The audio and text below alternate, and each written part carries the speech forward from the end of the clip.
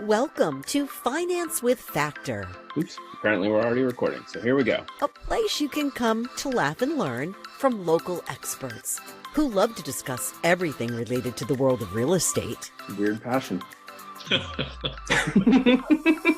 It's one that I actually share a little bit, so it makes me a weirdo with you. Each week, we'll cover a unique topic Let's talk about condos. to help you understand the mortgage industry, navigate the home buying process, and grow your business while maintaining a slice of sanity. Okay, fine. I've been confused by a lot of things over the past few years. Now that he's climbed safely atop his soapbox, here's your host, a senior loan officer with Movement Mortgage, Jason Factor.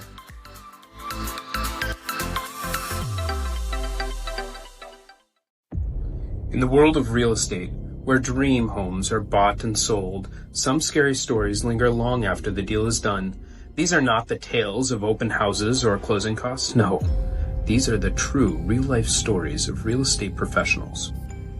From the eerie late-night showings to mysterious whispers and echoing halls through empty properties, realtors and real estate professionals see, well, everything. And today we share their most heralding and spine-tingling tales. On this episode of Finance with Factor, we hear of accidental kidnappings, red flags gone ignored, and real-life haunted house stories too chilling to be real. But I assure you, they are all very real. Real-life scary stories that reveal the true and scariest side of real estate. Enjoy this episode of Finance with Factor. They always say in real estate to expect the unexpected, but I don't know that I have heard an unexpected story that can match this little scary story with Carrie Moore's experience when she... I'll let you tell the story, Carrie. So Carrie Moore is a realtor with Lamachia Real Estate out of the Braintree office, and you had a truly shocking experience while helping a client. You were going the extra mile for a client, and I'll let you take it away from there. Okay. Thank you, Jason. Yes, it was definitely shocking, to say the least. It was closing day on a property that I had listed, right? Great day, yay, closing day.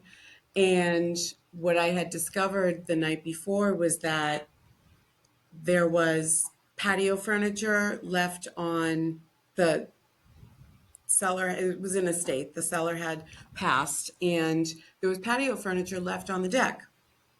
Beautiful patio set and a big gas grill.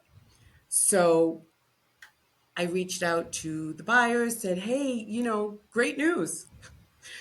We're gifting you this. And they said, yeah, give me a big Heisman. No, thank you. We're all set. We don't really want that. So the person Plan A went didn't go as planned. On to Plan B. I got to get rid of it. Exactly. And again, this is the date, closing's at 10 a.m. This is the day before closing. So I said, okay. So I reached out to a couple of people related to the seller. Like, I thought somebody was going to come and get this. Pretty sure I have it in my notes. Nobody picked it up. Crickets. Nobody's getting back to me. So I put on my big wellies because it was Friday in December after Christmas, and it was freezing rain and sleet. I put on my raincoat and my gloves and my hat and went to rent a U-Haul. You're going to go the extra mile and just take care of it yourself. Well, it just has to get done, right? So I'm just kind of in that mode. Just has to get done. So I reserved the U-Haul online, and I get to the U-Haul place and they're like, oh yeah, here, yeah, no problem. And of course, where the U-Haul storefront is located is a couple of blocks away from where I have to pick up the U-Haul. I was a little confused about that, but they were like, we don't have a big enough parking lot. This is where we keep them. Whatever, it happens. No big deal. Like just kind of tracks with my day. Fine. I go get all the way over there. It's like blustery, blowing, freezing ice. It's fabulous. I get there. I'm not used to driving this big box truck, but I am today. I get in. Turn it, doesn't start. Turn it, doesn't start. Turn it, it starts. I'm like, oh, great. I'm like letting it warm up. And it's like, what is that noise? Like I'm thinking maybe it's the engine, maybe it's like the tree that's leaning on the roof. What is that noise? So I definitely hear something. And I'm like, oh God, it's probably a raccoon. I don't want to open this up and, have an animal jump out at me. I get out, I leave it running, I get out, I go around the back. It appears to be locked, like the little lever just kind of sits in. There's no absolute lock on it, but like the lever's down. So I lift up the Big, lever and big enough for all of a raccoons not getting in there. no, right. There's definitely not a raccoon. I lift up the lever and I pull up the door, and Frank Gallagher from Shameless is standing there with a cigarette in his mouth, hanging, the ash is like hanging down. And he's like, oh man. I was like, who are you? And he was like, oh, I'm just trying to stay out of the rain. It's cold out. I was like, you can't stay here. You have to get out of my U-Haul. So you accidentally kidnapped a guy to do your job. Pretty much. I think that he would have been willing, though. Don't know that it technically would have been a kidnapping. It's not kidnapping if they willingly come along for the warm ride. I think that he was like really on for the ride. But it was clear to me that he had spent an extensive amount of time in there from what I saw on the floor of this van. He Did wasn't, you get a new truck? So they would not give me a new truck. They did not have any new trucks. So when I got him out, and it was also clear to me that he probably didn't have any other place to go. So No, I did, yeah. I did feel bad in that sense, and was not hurt with him, but I was like, dude, you can't stay here. Like, sorry. I wish I could help you. Can't be an accomplice in this. Yeah, exactly. So I got back in the truck because it was freezing and raining, and I called the U-Haul and I was like, so there was just a guy in the back of this box truck. Like, I think he maybe lives here. There's some evidence that he's been here for quite a while. And they were like, oh God, again? I'm sorry, what? And they were like, yeah. I'm like, well, it's kind of like maybe a hazmat situation back there. And I think that I need another truck. They're like, yeah, we don't have any more. I was like, oh my gosh. Okay. So So like a realtor, without you just Frank roll with Gallagher it. from Shameless, I boogie down and we get it done. Well, my 78-year-old mother showed up to help me because I told her what I was doing. She was like, oh, you can't do that, which was very nice. But we got it done and got it out of there and made somebody's day because they got a free patio set and Weber grill. So I feel like I paid it forward that way. And you all got a cleaner truck. So win-win for everyone except you. Right, exactly. Fortunately, I had brought some old like moving blankets and things of that nature. So I was able to kind of, cover the cigarette butts and ashes and everything else that was in the back of that truck. It was crazy. I will probably never approach the back door to a U-Haul the same again. I never in a million years thought that I was going to find a person back there, like smoking. It was quite an adventure. That was my first listing. Of course it was. Yeah. It's the only way to learn in this business. Yeah. Oh, absolutely. Yeah. It will forever be with me. Every time I see U-Haul, I always think of that. But yeah, it was, the accidental kidnapping is pretty on target.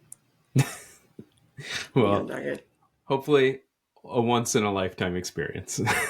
Yeah, it was. Yeah, there was a lot of adrenaline that day for me, especially just as it was having to move what I had to move, the weather, just the whole everything, logistics of getting it where it was to the front of the house. But that just kind of added on a whole nother layer. It was pretty funny. Next up on our Halloween special episode of Scary Stories, is Ben Aiken, a realtor out of the Boston area. You said you had a story you haven't shared with anyone. Yeah, I really haven't told this story to many. and I probably shouldn't be telling it here. But I had this really cool listing, and I did a bunch of showings, was at an open house.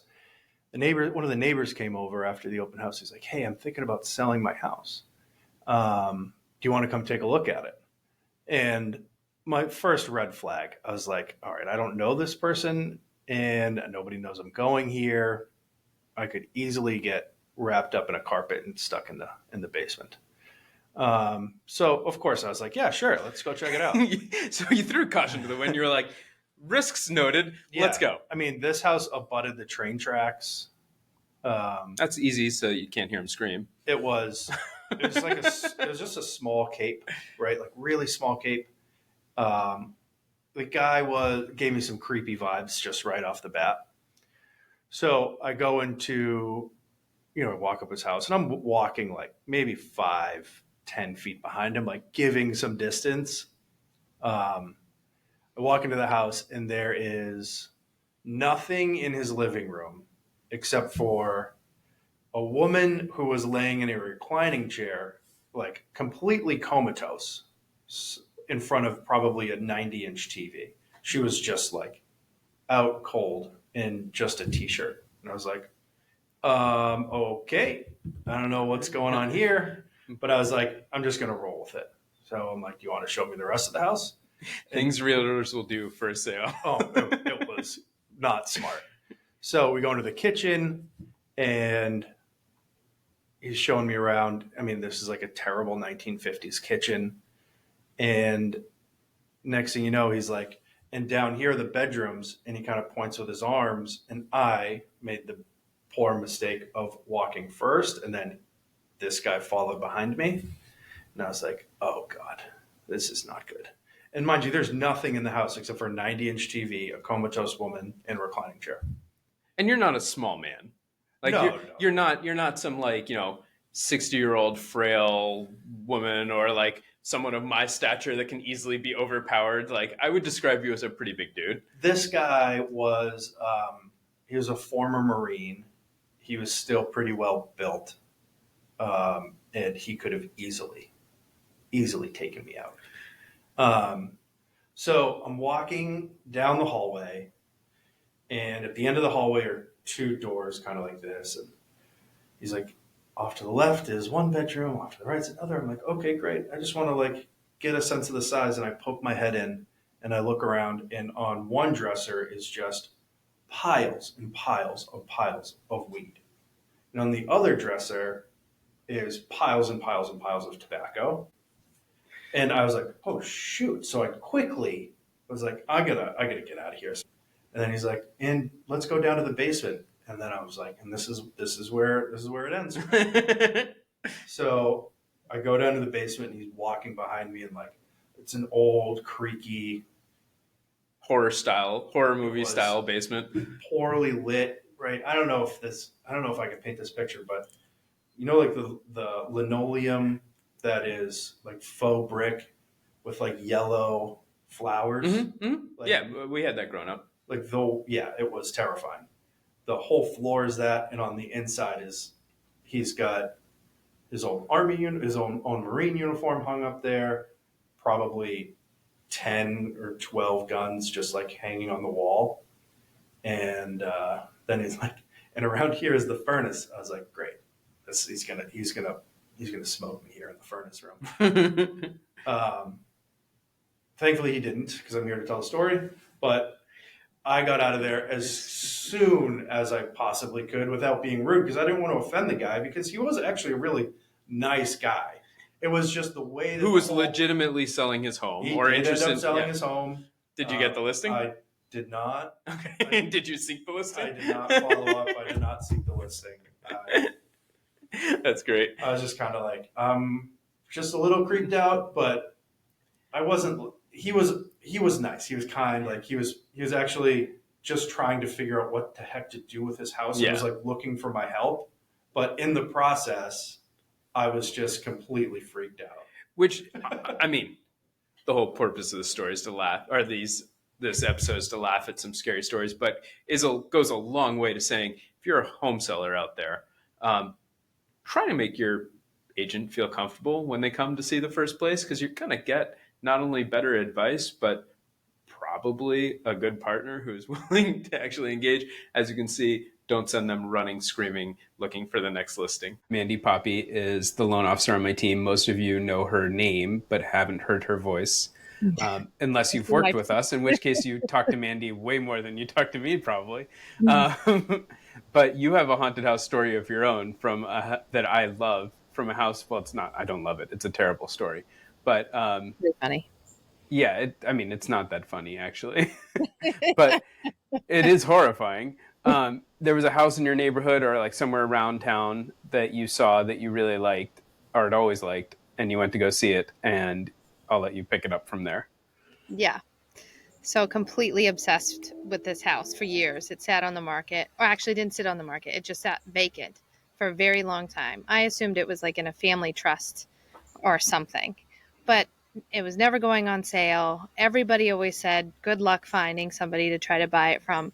Well, me and my girlfriend were driving by and we saw a car out front and we were like, oh my God, let's go find out what's going on. So maybe it's for sale. Maybe somebody has some info. I want this house. So I go and the guy kind of gives us the lowdown on like what's happening with the house. The builder's going to buy it and, kind of telling us to, long of the short is that we probably weren't going to be interested in the home, but I couldn't really figure out why. So he's like, but, peek around, see what you want to take a look. Was this guy, so this guy's the realtor? We didn't know. Okay. I think he had relationship with the developer who had purchased the home, which I was already kind of a little bit bummed because I was like, oh, dang, like I wanted it in its raw state and do my own thing. I didn't want to buy it from a builder to do all their own thing. So I was kind of already like, dang, I was too late. And how did they get the information? I couldn't get it. So he told us a story about the home and like why it had sat vacant. And apparently the husband had lost his wife and after the loss of his wife, the home had just sat there. Well, then, time had passed and it would come time to sell the home. They sold the home and the people who bought the home apparently pulled up with the U-Haul truck, never took out any of their belongings, and nobody ever heard from them. And the U-Haul truck just sat in the driveway for the longest time. So they bought the house, they closed, they bought the house. Never moved. Truck showed up, but the owners never showed up. The owners, I don't know if they didn't show up, but their stuff showed up. They never moved in. Their stuff remained in the truck. So Creepy. This is the story that we were provided prior to saying, okay, go look around, have at it. So we're going down and looking at the house and you're like, it's been sitting vacant for a little while. So it has that kind of musty smell, old basement type smell. Mm-hmm. It's not really well cared for. There's cobwebs everywhere. And when we we go through the basement, then we go upstairs thinking upstairs has got to be better. My girlfriend's like, you would gut it anyway, so it doesn't really matter. So we go in the bedroom and it shows in big red letters, spray painted on the floor, says help with the exclamation point. I was like, I'm good. I don't think I want this house. We can leave now. So you have one person who lived in it and died, and then he didn't tell us the backstory of that. Just lost his wife. And then you have a couple that never showed up, but somehow they're spray painted help. That's so you didn't buy it. No. We after each other and we're like, yeah, I think all this was just for nothing because I can let this dream go. Yeah, there's some dreams that are best left on. Time to move on. Yeah. Yeah, I like your house. You're way better off in that one. The kids are happier. It is not haunted. We lived in a real haunted house when we lived in New Jersey. Did you? Oh yeah, this was like it was a historically preserved home. We rented it for a year, and it was like right next to Washington's headquarters in New Jersey, and apparently Washington used to like stay there. Like it was this like old historic home. Oh wow. It was the original blueprint or footprint of it was like a small like one room house. Like you can tell. So we learned this because the power went out one time and the electrician had to go in the super creepy dirt floor basement. Oh boy. Keep in mind, we're moving from California. We've never had basements, but this Right. is like the creepiest of basements. And the electrician's like, I don't know what to say, but you've got another basement. And we're like, what? He was like, yeah, there's got to be another basement to this house. It doesn't make any sense. And he goes and he finds like this whole other basement. The other basement was, I'm not kidding, a preserved slave quarter. Oh, stop. No, it was super creepy. I'm out. So it was like there was like a servant door that was behind the couch that we had never noticed to get in and out of this like secret basement. Oh, that's insane. And so, but anyway, so like this house, I'm telling you, like there was a stable with just like stuff in it. Like I'm sure if like Do I want to know what type of stuff?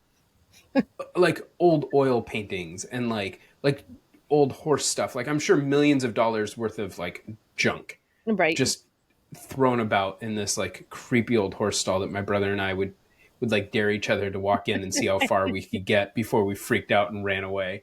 And like my sister used to have dreams of like an Indian or Native American chief that would like come to her and like regularly have conversations with her. She's like 2 at the time. And she would have these like elaborate conversations with a Native American chief. Yeah. Like, so just tons of super creepy stuff happened in this house. It was really scary stuff. Yeah. We did not like that house.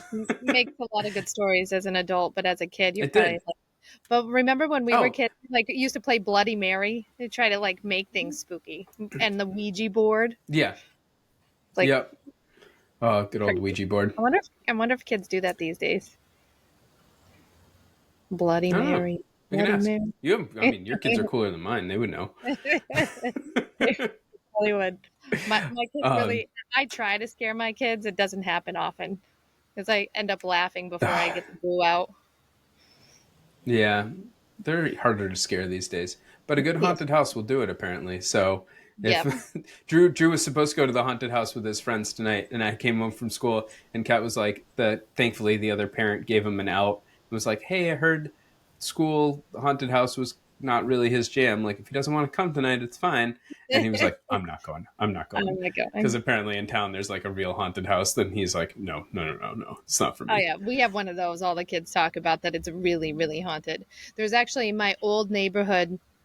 We abutted a house, and then right next to us was a house that just sat again vacant for a really long time, and nobody really knew why. But a developer did end up buying that. The owner came to us and asked. I don't know what the owner was doing or why they were sitting on it for so long, but they did come and ask if we wanted to possibly purchase the land, and we're like, we're all set. It's a small plot of land, had enough the way it was. They decided to kind of do the own renovations and then put it on the market.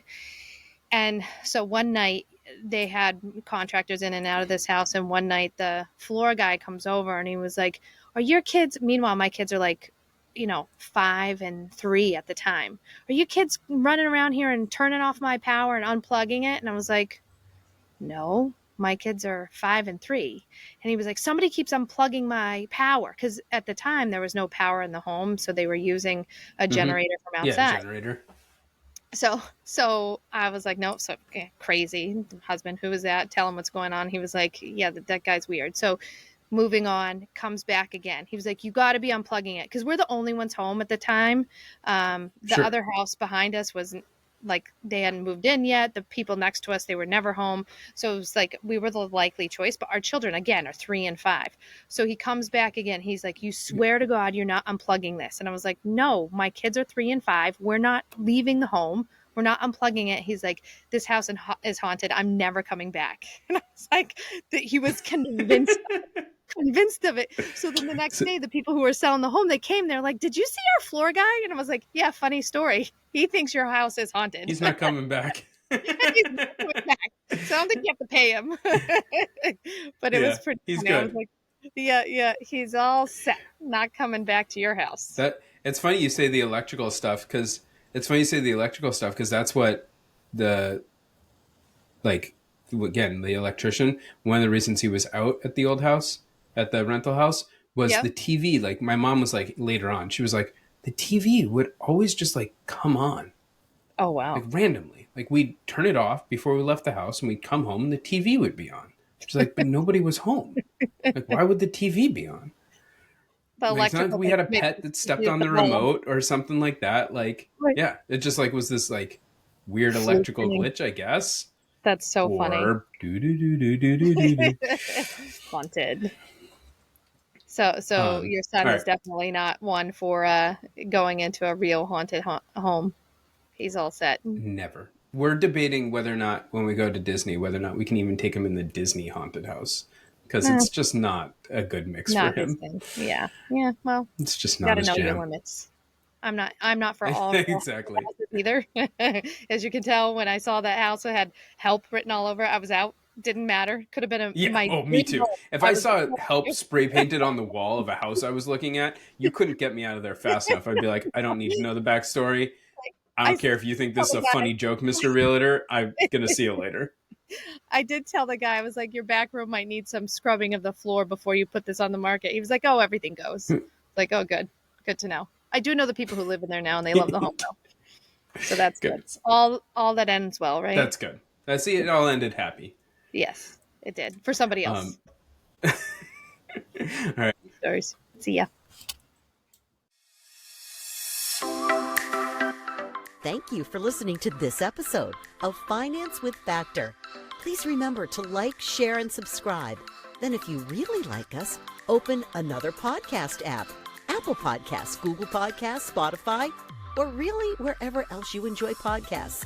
Search Finance with Factor and do it again. The more places you like, share, and follow helps our ratings. But that can be our little secret. Have a question about today's episode or an idea for an upcoming episode? Post a comment. For more content, follow Jason Factor on YouTube, Facebook, and Instagram at Finance with Factor. All content discussed on Finance with Factor is self-published by Jason Factor, Senior Loan Officer, NMLS number 1401985.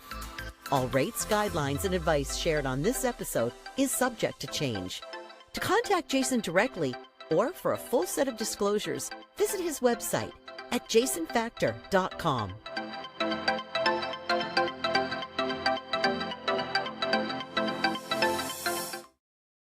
Jason Factor, NMLS number 1401985. Movement Mortgage supports equal housing opportunity. NMLS number 39179. NMLS, consumeraccess.org.